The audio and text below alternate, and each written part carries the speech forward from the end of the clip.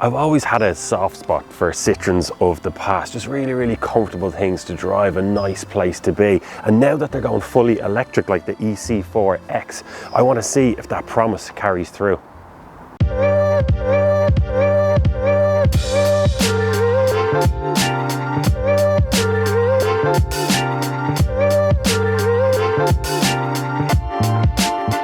Brought to you by AA Approved Servicing. Book yours at aa.ie/servicing. Let's have a quick look around the car just to get a better feel for it. Now the first thing you notice, even though this is a more saloon kind of fastback styling, is how high the bonnet sits.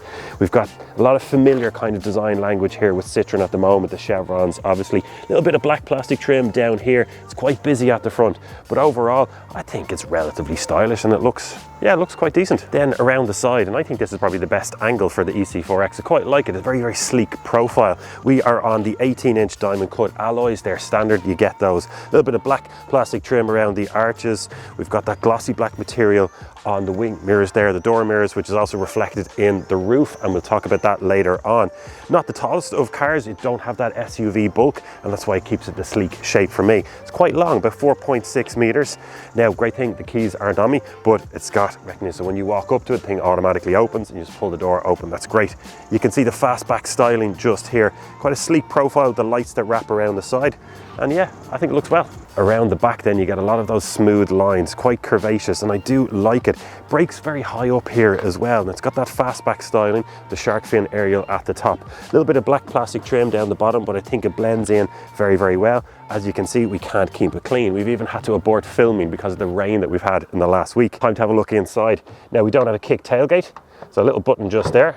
Pops open, but it's a very, very light boot actually, very easy to maneuver around, and I quite like that. Now, as you can see, plenty of space in there for our bags. 510 litres of space, and then if we fold the seats down, that goes out to just over 1,300. We've got this lovely kind of black plastic insert just here for mucky boots and stuff like that, and then there's a little bit of a false floor under there where you can shove your charging cables or things like that. But yeah, quite a usable space as well. I like the way they've worked it in and around the wheel arches just here. So if you've got a very, very wide, let's say golf clubs or something like that, which can be very, very handy for people just to fit straight in. So yeah, a usable space, nice bit of storage in there, ski hatch, and overall I think this is quite impressive and usable. The e-C4X is refreshingly simple when it comes to powertrains here. We only get one option, and that's the 100 kilowatt motor that's up front here, driving the front wheels. So that's good for 136 horsepower or 260 newton meters of torque. Now, if you want to do that 0 to 100 kilometer race, which is not why you're buying a Citroen, but in general, if you do want to do that, 9.7 seconds, which is actually quite decent. I mean, it's not blisteringly fast by any means, but still quite peppy, and this will do well up against those cars that people are used to, like a 1.6 diesel or something like that. And incredibly smooth and quiet, being fully electric. So time to take the Citroen out for a spin here, and let's pull out. So check out this 136 horsepower. So floor it. Yeah, no problem with grip, takes off, and it pulls nicely all the way through, and we're up to 80 there, the speed limit straight away. So there's plenty of power here. I mean, it's 136 horsepower, 260 newton meters of torque, but it delivers it in a very, very refined way. So we've had it in sport here to give us all the power we can. But when we floor it, it doesn't deliver all the power straight away. Now, for some people, that might be a little bit of an issue. They want a little bit more immediacy, a more sporty feel. But that's not what this Citroen is about. So it delivers the power nice and easily. There was no spin at the start, and then it just delivers it consistently all the way up. So we're still here on the same road, let's say, which is 80 km/h speed limit. There's nobody around at all. So here we are, we're just carrying 40 now. No one behind me, so I'm gonna floor it now. 3, 2, 1.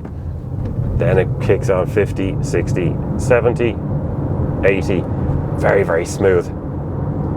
Yeah, part of me says I just like a little bit more immediacy.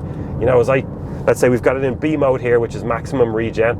So at 70, we ease off down to 60. Down to 50, floor it, and then it smooths up. But yeah, I'd like a little bit more immediacy personally, but I think the vast majority of people who get into this, especially if you're coming from a combustion engine, it's gonna feel great. So yeah, overall, I think it's really good at doing what it sets out to do. Yeah, it's nice. Let's just have a quick chat about range, because that's the main thing. When anybody asks me about, oh, this is an electric car, is it? What's the range? Is the first question. So the 50 kilowatt hour battery, just over 46 kilowatt hours of which is usable. Now that's good for a WLTP range of about 360 kilometers. But we all know that's a little bit optimistic. Having said that, as we're here in summertime, I'm, without even trying, cracking 320, 330 kilometers out of it. So for me, I think if you're looking for a more kind of a realistic, real world figure, that kind of 280 to 300 kilometers is fairly dependable. Now lash this onto the motorway, you know, in winter on a trip down to Cork, and that could be dropping down to 220 if you're really going after it. But in general, I think this is a solid 280 to 300 kilometer car, and for a lot of people, that's a full week without charging, really. So this is where we charge up the Citroen. Very, very large flap just there. But anyway, what we're talking about is how fast we can get electricity in. Now on AC, so your standard charger at home, this comes with 7.4 kilowatts. Now I'm a little bit underwhelmed by that. You can get this as an 11 kilowatt option in some markets, but in Ireland they're just sticking with 7.4, and I would have liked to seen it by 11. But look, you're still getting a full charge overnight, no problem, don't worry about that. Then the extra 2 pins down there for your DC, that fast charging when you're on the motorway down to Cork or Galway to Belfast or something like that. 101 kilowatts peak, so that's pretty decent, and this thing will ramp up, you know, that 10 to 80% charge in about as much time as it takes you to go into the garage, grab yourself a coffee and go to the toilet and get back out again. So yeah, overall, decent showing by the Citroen. The user interface that's built into the Citroen here is a little bit dated. Not hugely impressive and not great functionality. Now, having said that, it does everything that you need. You know, and you've got Android Auto here as well. So what I do anytime I get into pretty much any car these days is you just plug your phone in, Android Auto, and charge it up at the same time, and it just works really, really well on this. Glitches the odd time where it just cuts out and comes straight back in, and as you saw there, just started playing Winnie the Pooh that I had on a Spotify 3 days ago. But no, overall, let me be fair to it, the screen, 10-inch screen there, good resolution in it. Once we've got Android Auto put into it, it does everything. It's great. Yeah. The e-C4X starts from €41,455, including the grant and VRT relief. For that, you get the entry-level spec called Feel. In total, there are 4 levels, including Feel Pack, Flare, and Flare Pack. Prices step up to €45,160 for the top level. There are also 6 colours to choose from. Humulus Grey comes as standard, and you can pay up to €795 for the Elixir Red and Pearl White. The Citroen is incredibly comfortable. I'm here on a kind of back road, just a really bumpy section there with a couple of potholes, and it takes it so smoothly. The suspension in this thing, as you would expect with a Citroen, is just so good. It just irons out all the bumps. It just wafts over. They call it that magic carpet ride. They put a lot of effort into the suspension, and it really, really works in this. Now, as a result, it doesn't handle particularly sporty, and the reason I'm recording at this exact section of road is a little bit of a chicane coming up, or if to slow down, speed up, turn left, quickly right as well, and that'll give us a really good feel for it. So as I approach the junction just here that I'm talking about, I want to just talk about regen. So carrying 70, if I ease my foot off the accelerator now, down to 60, and a nice bit of regen there in B mode. So we're into a sharp left, you feel the body roll, and then straight away into a sharp right. A little bit of a humpback bridge, and now there's a long easy right, but it goes uphill and I have it floored, and there's plenty of power in this. Wow, ease off. There's no question about that. There's enough here. There's cars out there that are faster, of course, don't get me wrong, but this has plenty. And the handling in the corner there, it's like so much with this Citroen, it's very pleasant and smooth. So there's a little bit of body roll there, all right. But I think a lot of people are not buying this just to you know, hoon it around, to do drag races, to plough through the Wicklow Mountains at top speed.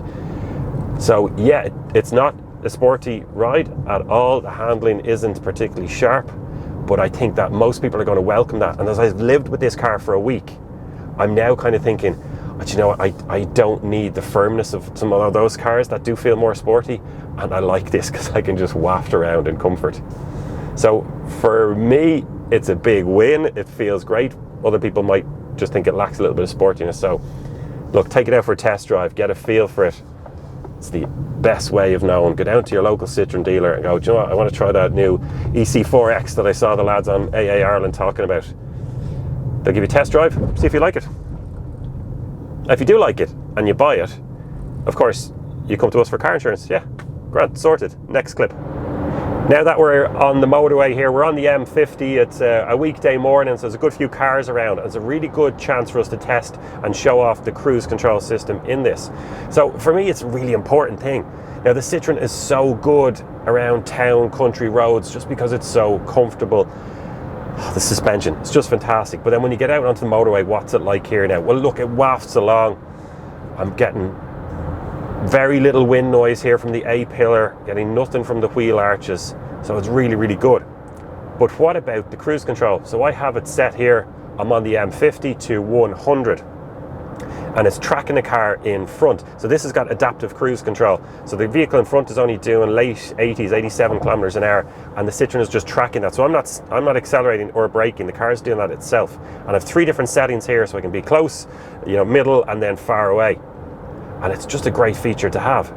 Now also it goes beyond that, because I have another little button down here which has labelled as assist, and when I press that, now look at this, the Citroen is actually steering for itself on the motorway. Now I've noticed on a very sharp bend it might struggle a little bit, or sometimes when you get an on-ramp or an off-ramp on the left and the line markings disappear, it'll start to pull you out of lane a little bit. So you just got to watch out for that.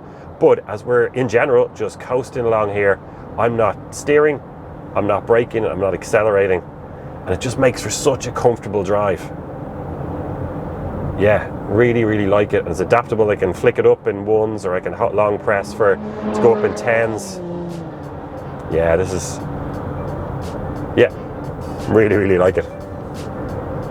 So our time with the Citroen e-C4X is coming to a close now. It's time for some summary thoughts. And you know what? Overall, I've really, really enjoyed my time with this. I mean, it's not blisteringly fast. The tech inside isn't hugely impressive, but there's really good space inside. It's incredibly comfortable to drive. You really can't underestimate that compared to some of the competition out there, which might go a little bit faster and handle a little bit better on a spirited run through the Wicklow Mountains. Let's be honest, most of the time we're pottering around, we're dropping the kids into school, and for that, the e-C4X is really, really good. So I would encourage you, if you're thinking about going electric and you're looking for something in and around this size, take one out for a test drive and see what you think of it, because it is very, very comfortable.